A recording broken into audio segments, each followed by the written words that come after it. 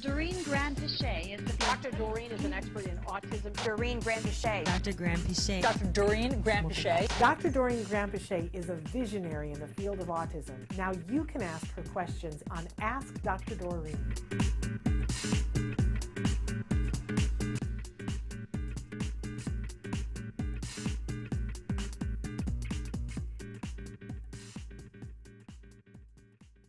I want to switch, though, to our friend Paula, who wrote in and said, "Hi, ladies. My 17-year-old ASD son with anxiety struggles with socializing. He has a learning disability, which adds to his struggles in trying to make sense of situations. I'm trying to get him out and about a bit by bit, trying to build his confidence. Social clubs are really difficult, and he doesn't enjoy it. He's constantly on edge. People are saying that I should make him go. How do I make him go to a situation that he finds so difficult? What are your thoughts on this?" And she sends X's. Yeah. Thank you. That's a great question, Paula. And let me give you some additional suggestions that might work. I don't know. First of all, I would always, when I hear that someone has anxiety, I want to focus on that for a minute. We tend to ignore anxiety and depression when they're not extremely severe, and we shouldn't do that. We should deal with them at whatever level they're at before they get severe. So when you say he has anxiety, then my question becomes, and I don't know his functioning level, but are you doing anything about that? Because there's a lot to be done. You can have medications that help with anxiety. You can alter his diet. You can have him talk to a therapist and who would work with him and do cognitive behavioral therapy type of activities. Let's help him overcome his anxiety. So that's number one on its own. Now the issue of social.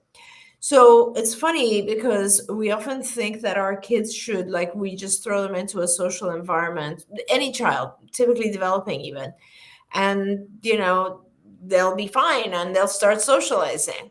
So let me tell you, if I personally was taken to a social environment where there's a lot of people there and they're all chatting and so on, I would last maybe 5 minutes.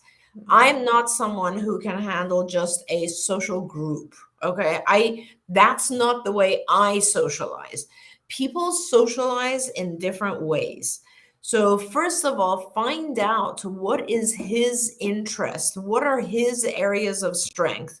If you see a group of kids socializing in a robotics group, that is completely different than a group of kids socializing in a dance group. So we have to find out what he's into.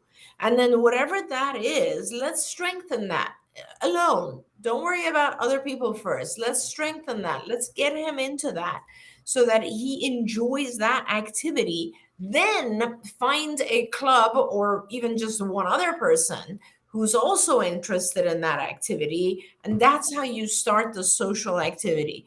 The activity has to be of interest, especially when you're talking about teens or the teenage years are difficult to begin with.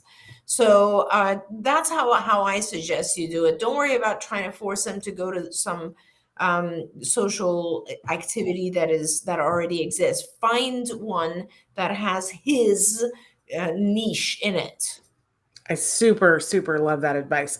Now, Paula wrote back to us and said that our teen with anxiety that doesn't like the socialization, she said, "Thank you so much. He takes 20 milligrams of fluoxetine daily, only dose he can tolerate. His special interests are tumble dryers and road traffic signals, not your everyday interests."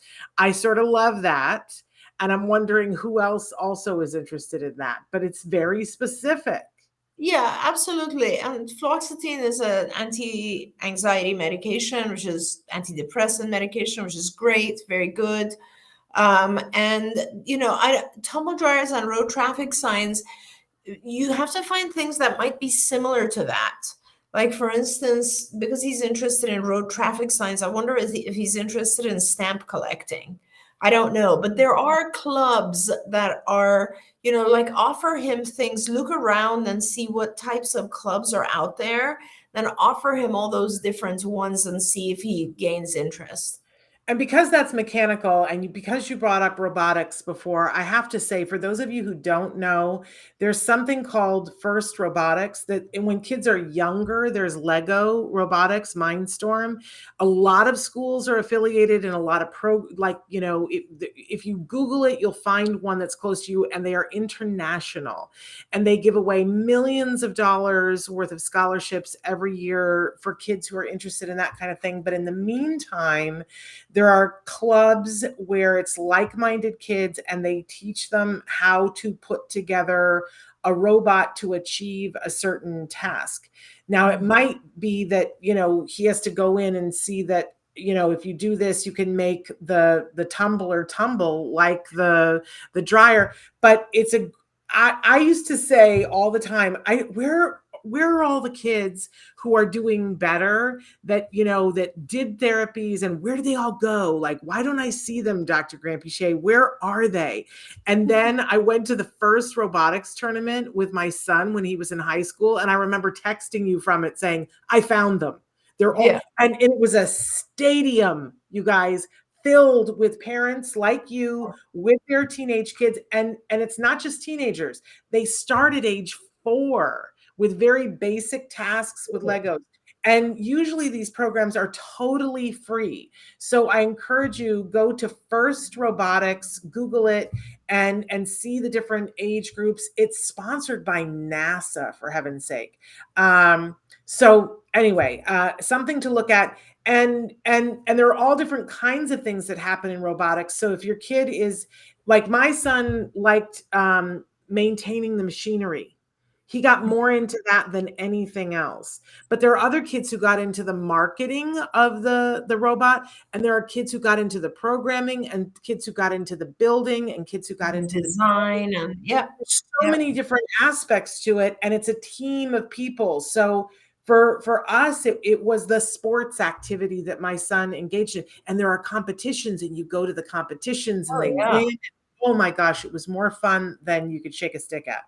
And you travel. If that's we went to Las Vegas, and it's like a 3-day tournament that my husband and I went with our son. We will never, ever forget it. It's so much fun. So I encourage you guys to check that out.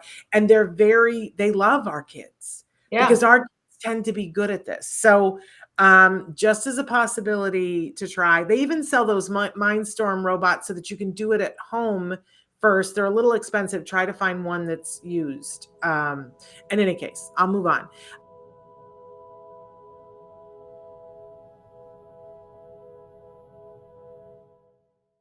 If you found anything helpful in this video, please give us a like. In fact, make sure that you smash that subscribe button on YouTube and give us a like on Facebook.